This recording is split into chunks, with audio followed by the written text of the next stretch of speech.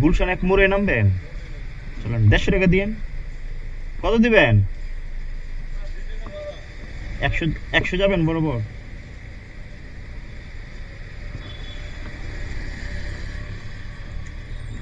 নেন। হ্যাঁ হ্যাঁ ঠিক আছে। আসসালামু আলাইকুম, welcome to my new blog. আশা করি আপনারা সবাই ভালো আছেন। আলহামদুলিল্লাহ, আমিও আল্লাহর রহমত ও আপনাদের ভালোবাসায় ভালো আছি। আজ 14ই জুলাই, রোজ মঙ্গলবার। অফিস ছুটির পর বের হয়ে গেলাম রাইড শেয়ার করতে। অফিস হলো 7 নম্বর রোডে, আর 10 নম্বর রোডে এসে দাঁড়ালাম। তারপরে এই যাত্রী ভাইটা আসে, উনি এসে বলতেছে গুলশান এক যাবে। ওনা থেকে ভাড়া চাইলাম 150 টাকা। উনি আমার সাথে 100 টাকা যাওয়ার জন্য রাজি হয়েছে। তো এখন ওনাকে নিয়ে যাই গুলশান এক, 100 টাকায়। আর হ্যাঁ, যারা রাইড শেয়ার করতে চান অবশ্যই ভিডিওটা মন দিয়ে দেখবেন, তাহলে হয়তো কিছু আইডিয়া পাবেন কোথায় থেকে কোথায় ভাড়া কত টাকা নেওয়া যায়। এই যাত্রী বাড়িটাকে নিয়ে সোজা গুলশান 2 হয়ে চলে আসলাম গুলশান একে। আর বারিধারা থেকে গুলশান একের দূরত্ব হলো 4 কিলো রাস্তা।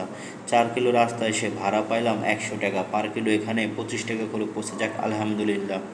এই ভাড়াটা যদি আমি অ্যাপসে আসতাম তাহলে বড় জোর এখানে 70 বা 80 টাকা পাইতাম। এখানেও আবার তাদেরকে 15 টাকা কমিশন দিতে হতো। যাক, যা হয়েছে আলহামদুলিল্লাহ। তো এখন দেখি কখন যাত্রী পাই। ওই যাত্রী ভাইটাকে রাস্তার ওই পারে নামাইছিলাম, আর আমি নামানোর পরে এই পারে চলে আসি। এই পারে আসা 10 থেকে 12 মিনিট বসি। তারপরে এক ভদ্রলোক আসে, এই ভদ্রলোক যাবে শান্তা টাওয়ার। তো যারা এদিকে গুলশান এরিয়া চিনেন বা গুলশানের এদিকে রাইড শেয়ার করেন, তারা অবশ্যই হয়তো শান্তা টাওয়ার চিনেন, যে গুলশান এক থেকে শান্তা টাওয়ার কতটুকু দূরত্ব। বড় জোর 2 কিলো বা 2.5 কিলো রাস্তা। তো ওনার থেকে ভাড়া চাইলাম 100 টাকা। উনি 100 টাকা রাজি হয়ে গেল। এখন ওনাকে নিয়ে যাচ্ছি শান্তা টাওয়ার 100 টাকায়।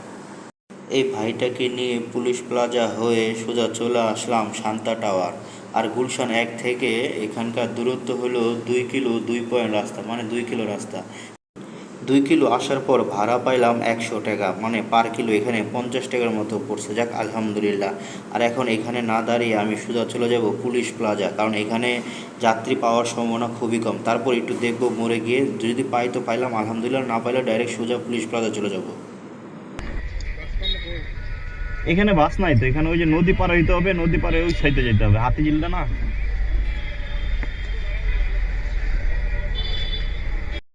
শান্তা টাওয়ার ওই যাত্রীটাকে নামায়া শান্তা টাওয়ারের মোড়ে আমি ওইখানে 5 থেকে 7 মিনিট বসি, কোনো যাত্রী পাই নাই। তারপরে আমি সোজা চলে আসি পুলিশ প্লাজা, মানে 1 কিলো এখানে উল্টা চলে আসি। তারপরে 10 থেকে 15 মিনিট বসি, এই যাত্রী বাড়িটা আসে। এই যাত্রী বাড়িটা যাবে মহানগর। মানে এখানে কোনো বাসের যাত্রী, মানে বাসে কোনো রাস্তা না, হয়তো নদী পার, হয়তো নদী কি মানে একটা ওই যে হাতিঝিল যেই ইয়াটা আছে, বিলটা, সেটা পার হতে হবে। সেটা পার হয়ে হয়তো অটো বা রিক্সা। তো ওনার সাথে ভাড়া কন্ট্যাক্ট হলো 100 টাকা। তো এখন ওনাকে নিয়ে যাচ্ছি আমি মহানগর 100 টাকায়। আর হ্যাঁ, পুলিশ প্লাজাতে মহানগরের দূরত্ব মাত্র 2 কিলো রাস্তা। ওখানে ওনাকে নামায় আমি আবার এখানেই চলে আসবো। মানে 2 কিলো 2 কিলো 4 কিলো রাস্তা, 4 কিলো রাস্তা 100 টাকা, মানে পার কিলো এখানে আমার 25 টাকা করে পড়তেছে, যাক আলহামদুলিল্লাহ।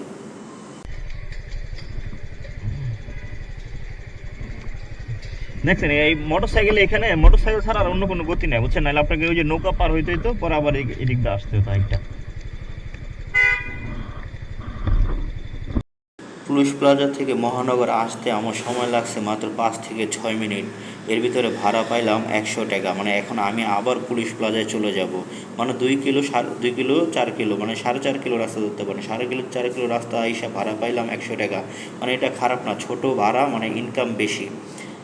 তো যাক, এখন আর কথা না বাড়ি আবার চলে যায় পুলিশ প্লাজা, কারণ এখানে দাঁড়ালে শুধু শুধু সময় নষ্ট হবে। এটা হলো আবাসিক এলাকা, এখানে কোনো অন্য কোনো যাত্রী পাওয়া যাবে না।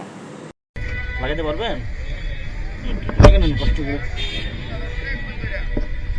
মহানগর ওই যাত্রীটাকে নামায় আমি সোজা আগের জায়গায় চলে আসি পুলিশ প্লাজা। আর এখানে আসার 10 থেকে 15 মিনিট পর ঠিক এই যাত্রীটা আবার আসে। এই যাত্রীটা আইসা বলতেছে আজিমপুর শাপলা মসজিদ যাবো কিনা। তো ওনাকে বললাম হ্যাঁ যাবো। তো উনি বললো ভাইয়া কয় টাকা দিতে হবে। আমি ওনাকে বললাম ভাইয়া 250 টাকা দিতে হবে। উনি আর কোনো কথা না বলে রাজি হয়ে গেল।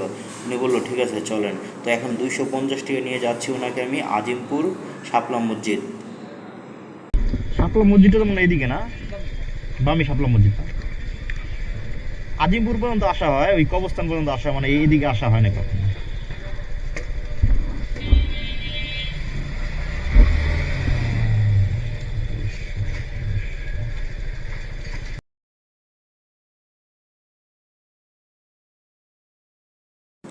এই যাত্রী বাইকে নিয়ে আমি হাতিঝিল হয়ে মগবাজার হয়ে ঢাকা টিএসসি হয়ে সোজা চলে আসলাম আজিমপুর শাপলা মসজিদের পাশে। পুলিশ প্লাজা থেকে আজিমপুরের দূরত্ব হইল 8 কিলো 8.5 কিলো রাস্তা, যাক এখানে 9 কিলো রাস্তা ধরি। 9 কিলো রাস্তা আইসা ভাড়া পাইলাম 250 টাকা। আজিমপুর শাপলা মসজিদ ওই যাত্রী বাইকে নামায়া আমি আজিমপুর মোচরে আইসা প্রায় 10 থেকে 15 মিনিট দাঁড়াইছিলাম, কোনো যাত্রী পাইতেছিলাম না। তারপর ঢাকা টিএসসি আইসা ওইখানে 10 থেকে 15 মিনিট দাঁড়াইছিলাম, মানে 30 থেকে 40 মিনিট ওই দুই জায়গায় চলে গেছে, কোনো যাত্রী পাইতেছিলাম না। তারপর আমি শাহবাগ মোচরে চলে আসি। শাহবাগ মোচরে আইসা 10 থেকে 15 মিনিট পরে বসি, 15 মিনিট মতো বসি। তারপর আরেকটা যাত্রী আসে, এই যাত্রী যাবে মিরপুর শেওড়াপাড়া। এই যাত্রীর কাছে ভাড়া চাইলাম 150 টাকা, কিন্তু এই যাত্রী আমাকে 150 টাকা দেবে না, এই যাত্রী বড়জোর আমাকে 120 টাকা দিবে। অলরেডি আমি এদিকে প্রায় 40 থেকে 45 মিনিট দাঁড়া ছিলাম, মানে কোনো যাত্রী পাইতেছিলাম না। তাই আর দেরি না করে এই যাত্রীকে নিয়ে এখন রওনা দিচ্ছি মিরপুর কাজীপাড়া 120 টাকায়। তো চলুন ওনাকে নামানোর পর আজকে হিসাব করি যে কত টাকা ইনকাম করলাম বাইক চালিয়ে। শাহবাগ থেকে মিরপুর কাজী শেওড়াপাড়ার দূরত্ব হইল 6.5 কিলো রাস্তা। 6.5 কিলো না ধরে আমরা 7 কিলো ধরি, 7 কিলো রাস্তা বরাবর। তো 7 কিলো রাস্তা আইসা ভাড়া পাইলাম 120 টাকা। যাই হোক, যা পাইছি আলহামদুলিল্লাহ। আর আমি অফিস থেকে বের হয়েছিলাম 6টা 15-তে, আর এখন ঘড়িতে বাজে বরাবর 11টা। তার মানে এখানে অলরেডি 5 ঘন্টার মতো, মানে 4 ঘন্টা 45 মিনিট ধরি, 5 ঘন্টায় ধরি। 5 ঘন্টা রোডে থেকে আজকে কত টাকা ইনকাম করলাম চলেন আপনাদেরকে জানিয়ে দিই। প্রথম টিপে মারছিলাম 100 টাকা, দ্বিতীয় টিপেও মারছিলাম 100 টাকা, তৃতীয় টিপেও 100 টাকা, চতুর্থ টিপে 250 টাকা, এই পঞ্চম টিপে লাস্টে 120 টাকা। এই হলো মোটমাট 670 টাকা। যাক আলহামদুলিল্লাহ। আর এই 670 টাকা ইনকাম করতে গিয়ে আমার রোডে থাকতে হয়েছে 5 ঘন্টার মতো। 5 ঘন্টাও না, মানে 4.5 ঘন্টা, যাই হোক 5 ঘন্টা ধরি। তো 5 ঘন্টা রোডে থেকে ইনকাম করলাম আমি 670 টাকা। আর আজকে আমি টোটাল গাড়ি চালাইছি অলরেডি 32 কিলো। আর এই 32 কিলো তেলের টাকা যদি মাইনাস করেন তাহলে বড় জোর 120 টাকা মাইনাস করতে পারেন। তো 670 টাকা থেকে যদি 120 টাকা মাইনাস করেন তাহলে এখানে আজকে টিকতেছে 550 টাকা। যাক আলহামদুলিল্লাহ, 5 ঘন্টা রোডে থেকে 550 টাকা ইনকাম।